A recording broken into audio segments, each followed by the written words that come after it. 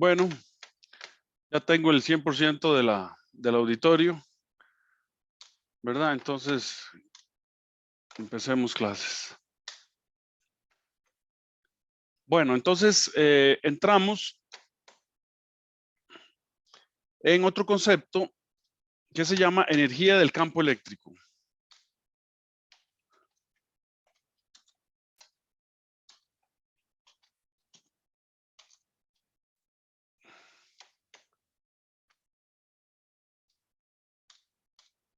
Entonces vamos a decir que definimos la densidad de energía por definición,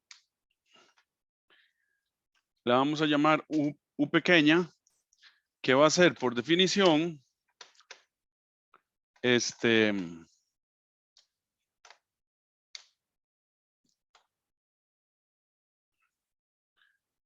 1/2 por C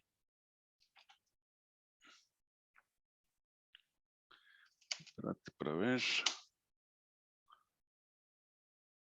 No. ¿Cómo es 1/2?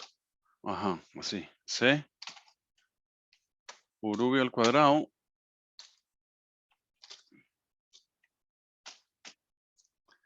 entre A por D. Este 1/2 por C por V al cuadrado es la energía que acabamos de elaborar, ¿verdad? Que acabamos de 1/2C. No, a ver, ¿cuál estamos usando? Esta. 1/2 de C por V al cuadrado, ¿verdad? Que es la energía potencial. Entonces vamos a decir, o sea, que la densidad de energía es la energía por unidad de volumen, ¿ok? Porque A por D es el volumen, ¿ok? Bueno, sigamos, pero escribiendo. Entonces, decimos, pero la capacitancia es igual a epsilon 0, ya lo vimos, por A entre D. Y el voltaje se puede escribir la magnitud como la magnitud del campo por la separación de las placas. Entonces, la unidad de energía, U minúscula, se convierte en 1/2 de C, que es epsilon A entre D, ¿verdad? Por V al cuadrado, que es E al cuadrado, D al cuadrado, entre A por D. Entonces, un D se va con un D. El área se va con el área. El otro D se va con el otro D que queda. Y entonces esto queda 1/2 de epsilon 0 por E al cuadrado. Y entonces decimos que esta es la densidad de energía eléctrica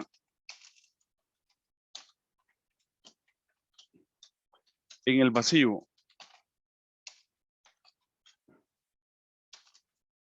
Válida para cualquier capacitor y para cualquier configuración de E.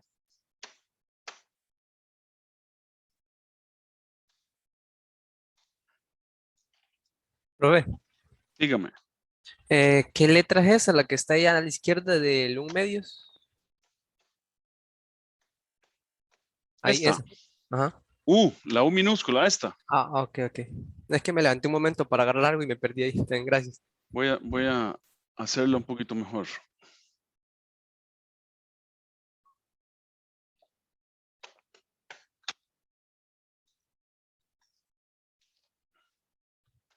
Y por supuesto, una nota aquí, ¿verdad? Aclaratoria para que nos quede claro. La energía del campo eléctrico es energía potencial eléctrica.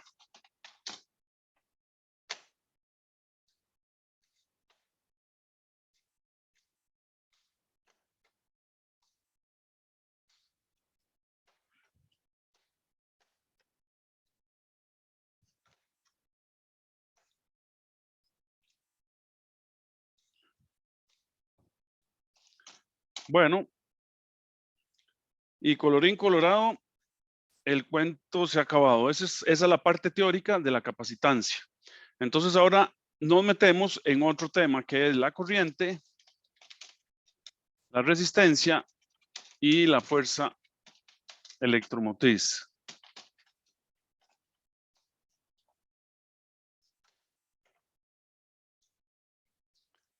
Ok, este es otro capítulo ya, que por cierto es el último del programa. Entonces, en mecánica se estudian las fuerzas que no se mueven y esto constituye la estática. Y cuando las fuerzas y partículas se mueven, esto constituye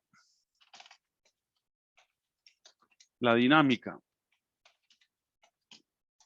Entonces, igualmente, en electricidad tenemos,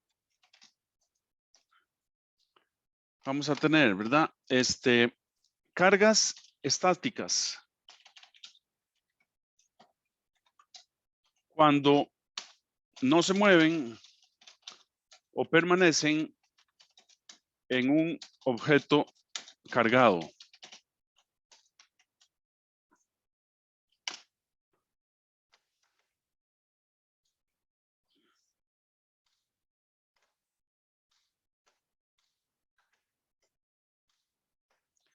Vamos a tener cargas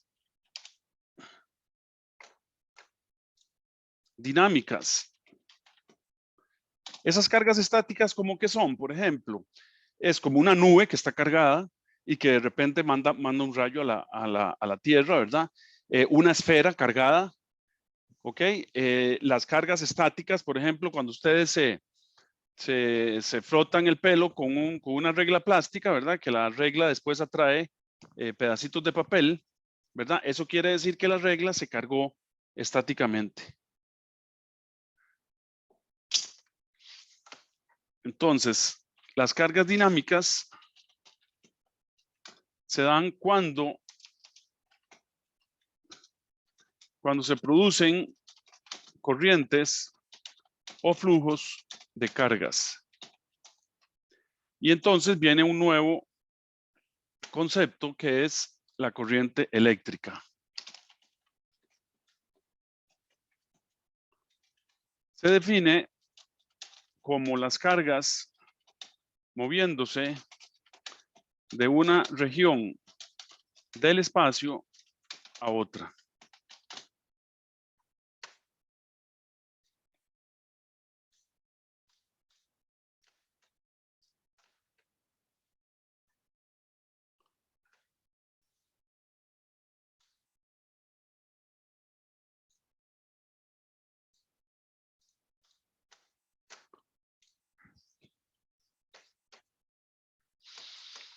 Y entonces cuando tenemos corrientes eléctricas surge otro concepto también, que es el de los circuitos eléctricos.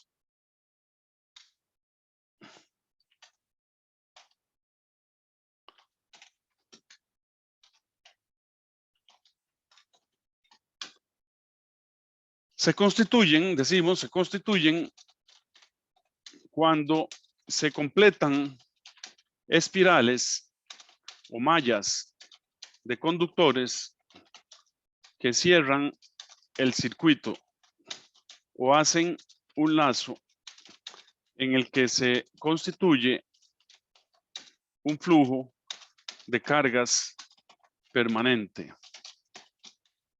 Los circuitos eléctricos se usan en una gran variedad de instrumentos como CDs, grabadoras, televisiones,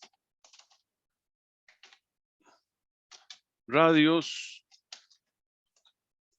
computadoras, portátiles, carros, etcétera.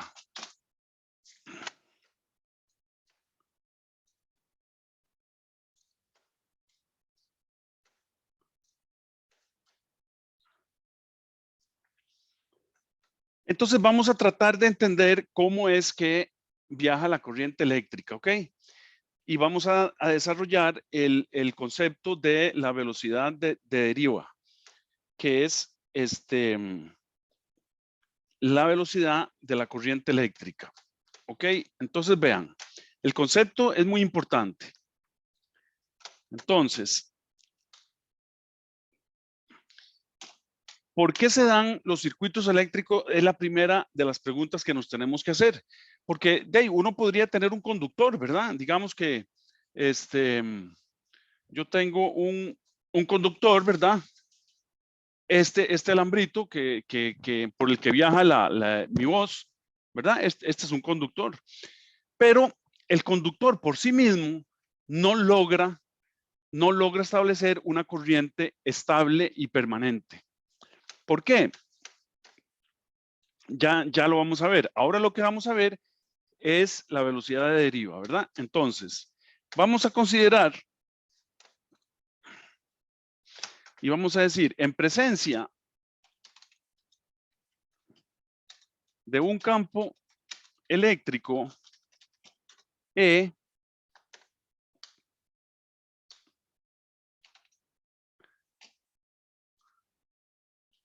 se produce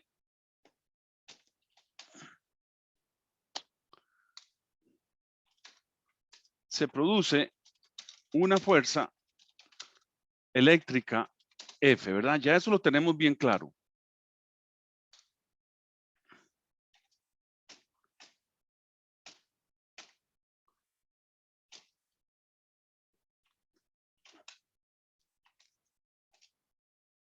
Entonces, ¿qué es lo que vamos a tener? Vamos a tener el conductor nuestro, que ahí está.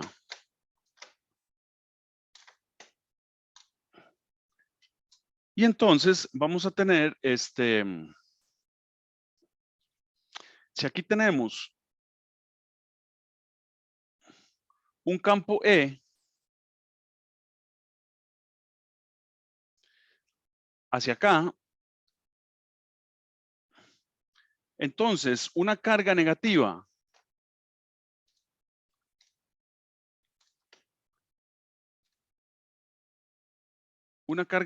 dentro del conductor, por ejemplo, va a experimentar una fuerza opuesta a E, ¿verdad? Entonces, va a experimentar una fuerza que es dada por Q por el vector E. ¿Ok? Entonces, las cargas que en realidad lo que se mueven los conductores son los electrones, son las cargas negativas. Entonces, ellos lo que pasa es que se van a mover vamos a agrandar esto. Vamos a agrandar nuestro conductor. ¿Ok? Entonces,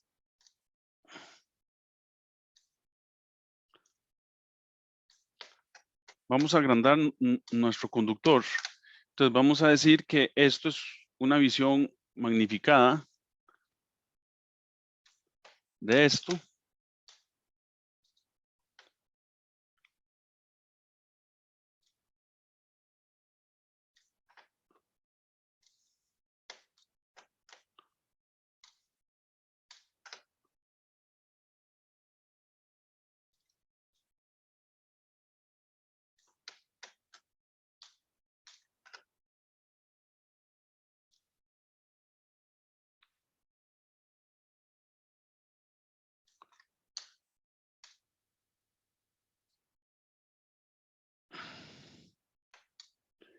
Ok, entonces aumentamos esto y entonces lo que vamos a tener aquí, muchachos, es que vamos a tener un montón de iones y de moléculas. Entonces aquí vamos a tener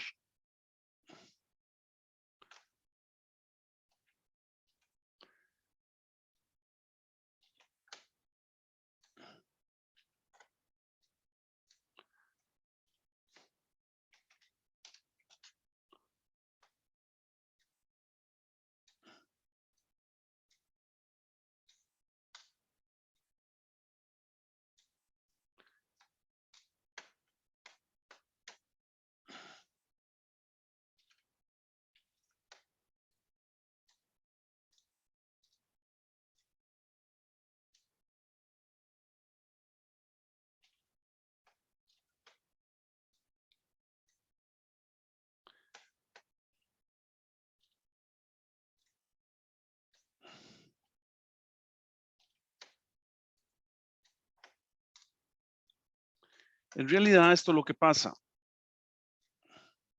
que tenemos un montón de moléculas en el conductor y tenemos iones, tenemos de todo en el conductor, ahí, ¿verdad? Entonces, ¿qué pasa con las cargas que se mueven? Bueno, lo que pasa con las cargas que se mueven es que cuando usted aplica el campo E, cuando usted aplica el campo E, que el campo viaja a una altísima velocidad, entonces,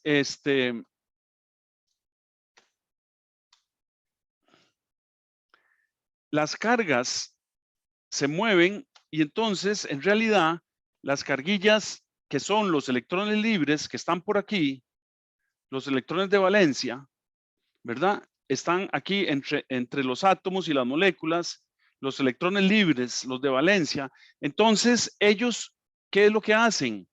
Que ellos viajan, entonces chocan, siguen trayectorias así, chocan, sigue aquí, choca, se rebota, rebota aquí, rebota acá, rebota por aquí, pega contra esa, rebota aquí, pega contra esa, rebota, etcétera. Entonces, mientras el campo se establece y viajan a una altísima velocidad, a la velocidad de la luz, los electrones empiezan a sentir la fuerza que produce el campo eléctrico y entonces los electrones empiezan a alinearse con la fuerza. Pero como son los electrones libres, los de valencia, los que no tienen enlace con ningún otro, con ningún protón adentro en la molécula, ¿verdad? Entonces ellos viajan y pegan contra los núcleos y contra otras partículas, etcétera, pero van avanzando. Eso es lo que se llama la velocidad de deriva. ¿Ok? Y esa es la velocidad de la corriente eléctrica. Entonces, escribamos eso para que nos quede claro. Entonces decimos, las cargas libres dentro de los conductores tienen movimientos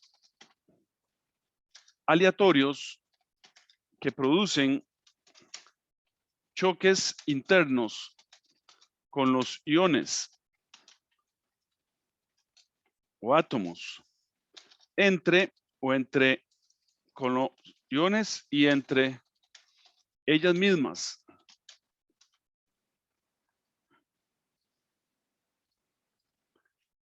Cuando se produce un campo eléctrico E,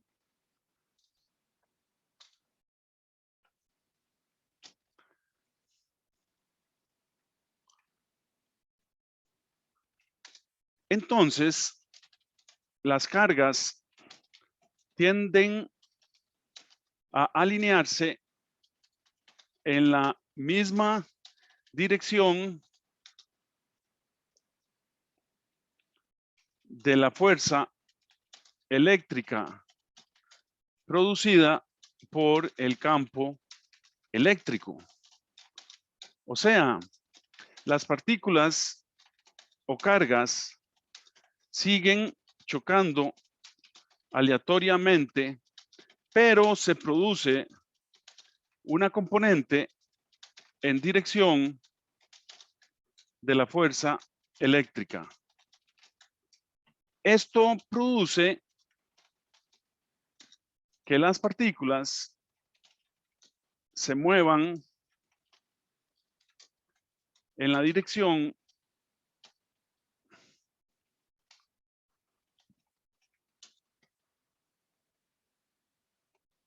de F.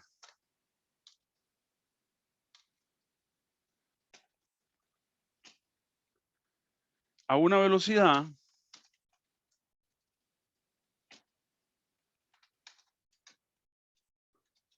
V sub D.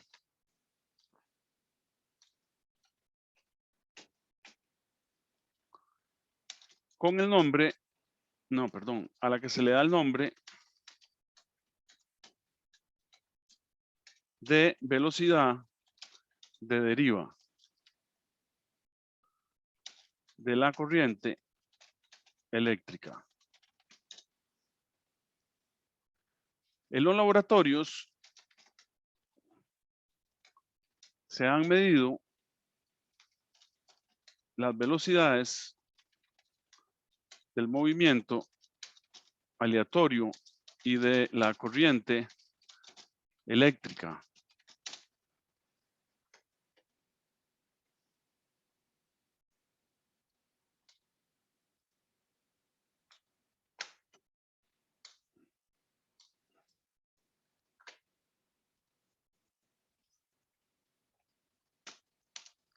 La rapidez media de las cargas moviéndose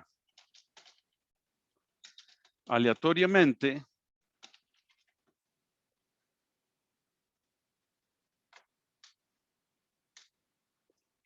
es del orden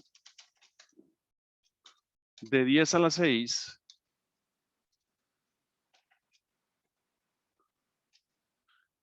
metros por segundo.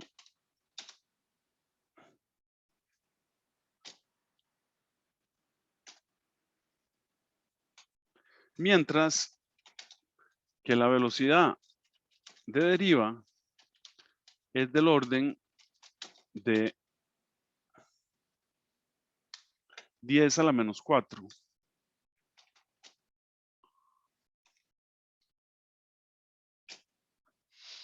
Metros por segundo.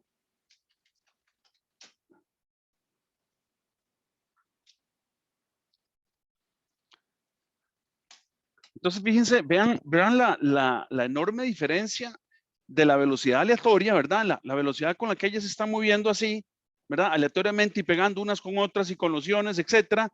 Y la velocidad de deriva, que es todo ese movimiento aleatorio, la componente que se alinea con la fuerza eléctrica y que se va moviendo, ¿verdad? Todas se están moviendo así aleatoriamente, pero a la vez se van moviendo con la velocidad de deriva. ¿Ok?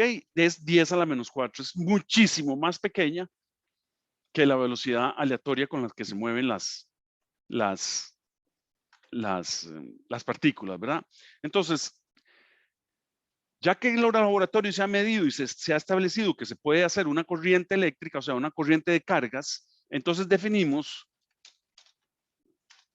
I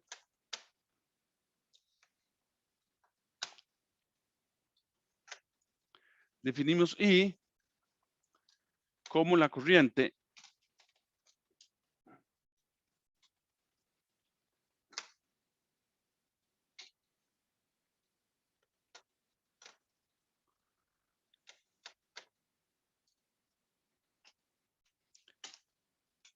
y la dirección de la corriente es en la que hay flujo de carga positiva.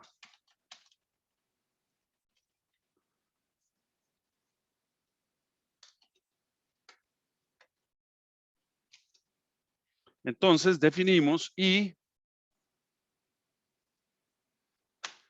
No me gusta el rojo.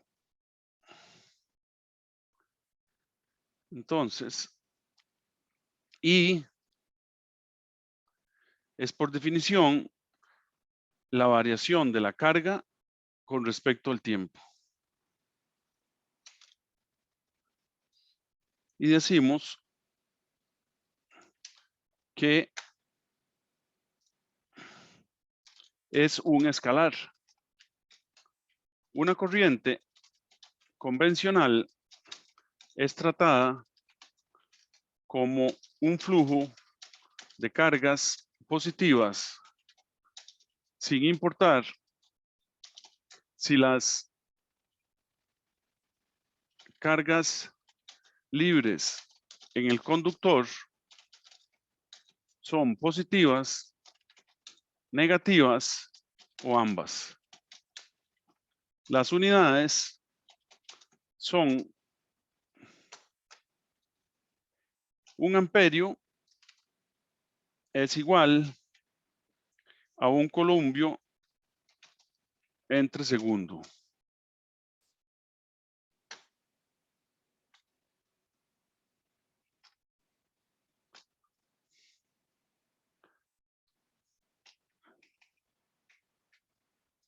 Y los columpios por segundo son los amperios, que se abrevian con la letra A.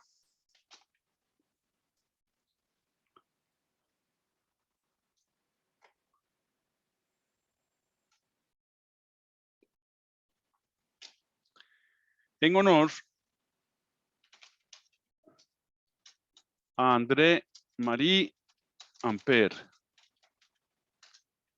que vivió entre 1775 y 1836.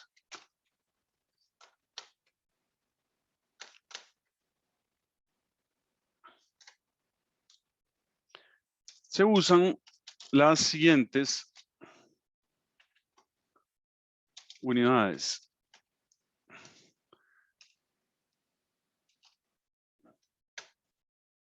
Entonces, podemos hablar de 1 miliamperio es igual a 10 a la menos 3 amperios. ¿Ok? Y se abrevia mili. 1 microamperio igual a 10 a la menos 6 amperios. Y se abrevia micro. 1 nanoamperio es igual a 10 a la menos 9 amperios. Y este es nano. 1 picoamperio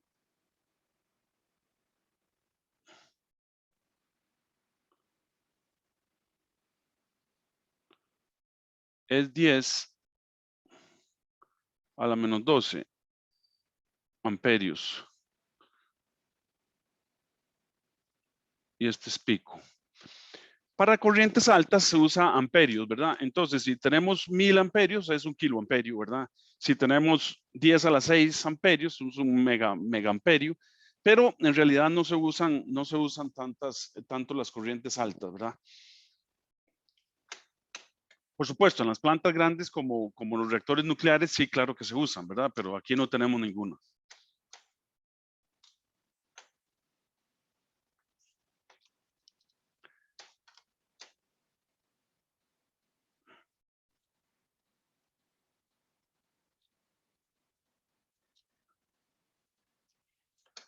Ok, entonces metámonos en otros conceptos que son la corriente, la velocidad de deriva y la densidad de corriente.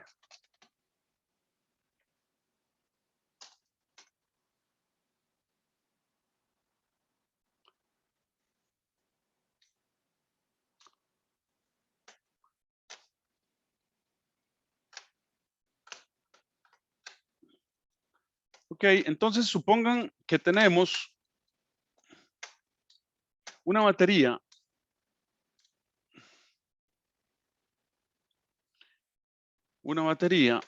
que la vamos a conectar con un conductor a un bombillo.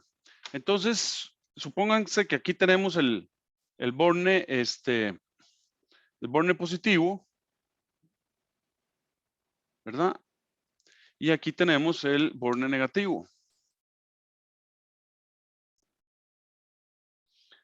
Entonces, vamos a conectar esto a una bombilla que me va a dar una luz ahí. Entonces, aquí va a estar la bombillilla.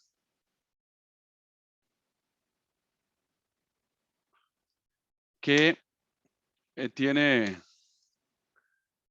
una rosca ahí, ¿verdad? Como ustedes quieran.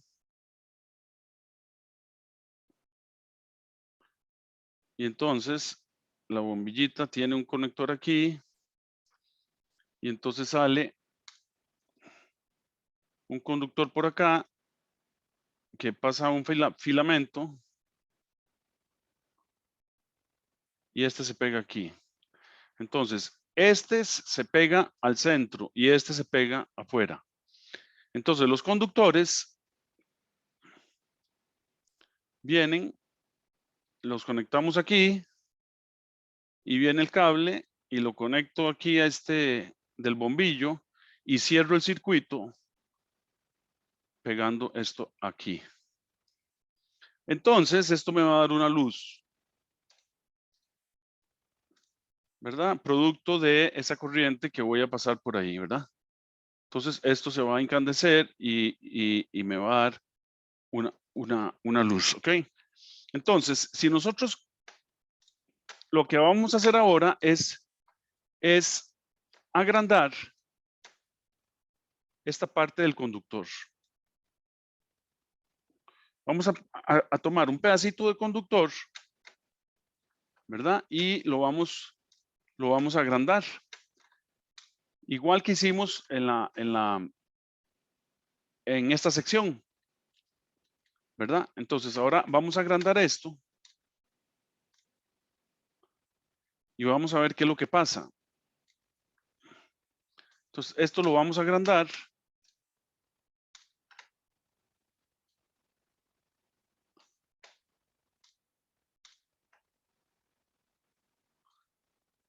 Y vamos a ver qué pasa en este conductor.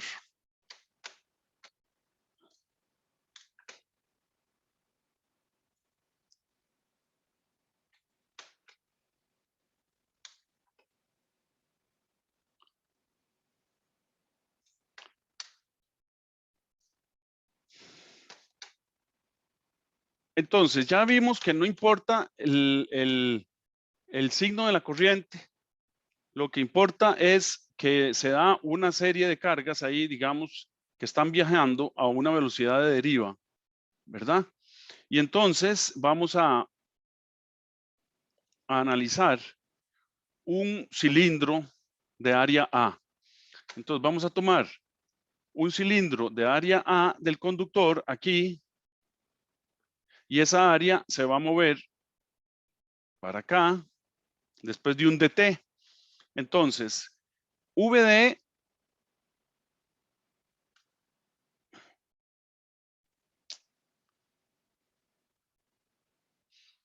entonces VD va a ser la velocidad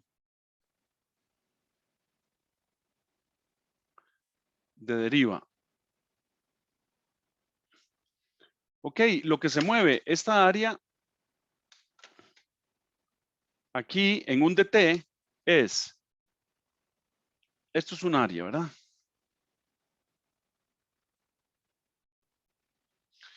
VD por DT. Esta es la distancia que se desplaza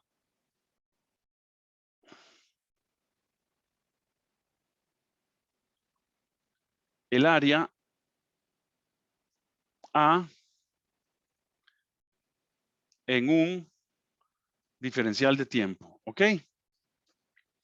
N lo vamos a definir como mi densidad de partículas, o sea, N es el número de partículas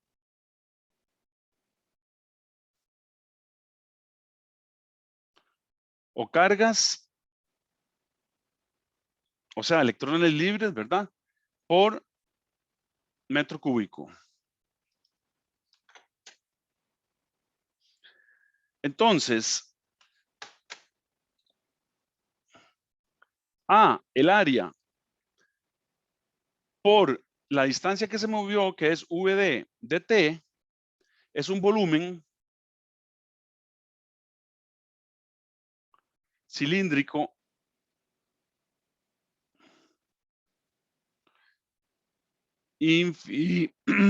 infinitesimal. Entonces, ese volumen, este volumen, ¿verdad? Por n, entonces n por este volumen es el número de cargas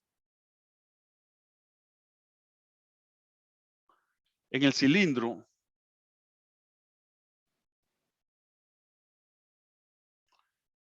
en el dt. Entonces, un diferencial de carga va a ser el número de cargas en el cilindro por la carga fundamental que hay, que es Q. Entonces es Q por N, por A, por VD, por DT. Entonces, esta es el diferencial de carga. Diferencial de carga que fluye en DT.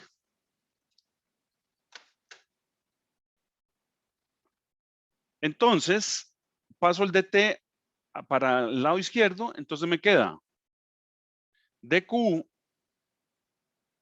dt igual a Q N A por la velocidad de deriva.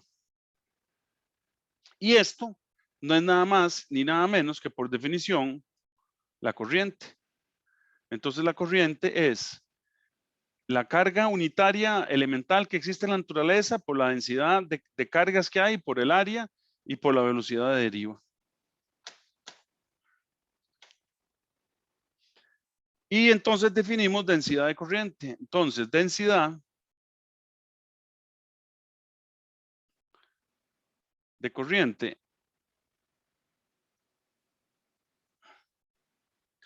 es por definición J, que se va a definir como I por unidad de área.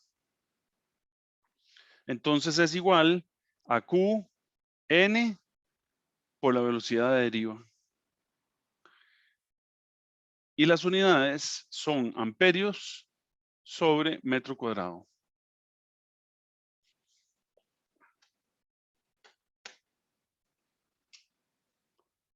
Y una nota muy importante para que no se nos olvide, que ya lo dijimos, ¿verdad? Pero quiero que quede escrito. I y J no dependen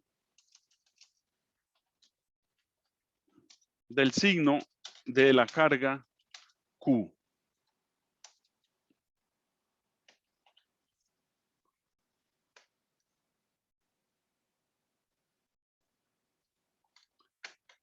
Así se ha definido y así se trata.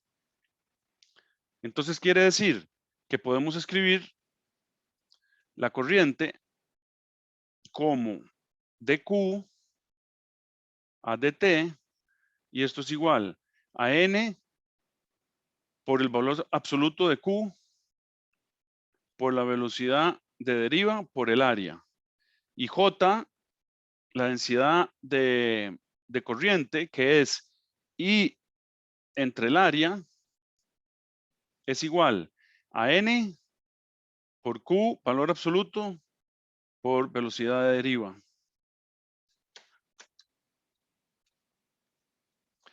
Y como V puede ser un vector, entonces podemos definir la densidad de corriente como un vector también. Entonces J es igual a N por Q, valor absoluto, por la velocidad de deriva vectorialmente. Uf, caramba, ya se nos fueron 52 minutos. Bueno, y entonces vamos a resolver unos problemas para ilustrar toda la teoría que hemos, por lo menos un problema que hemos visto, ¿ok?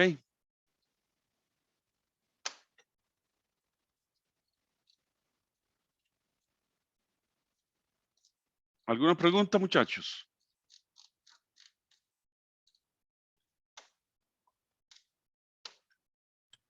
Todo claro, profe. Bueno. Entonces, les aviso cuando empezamos la última clase.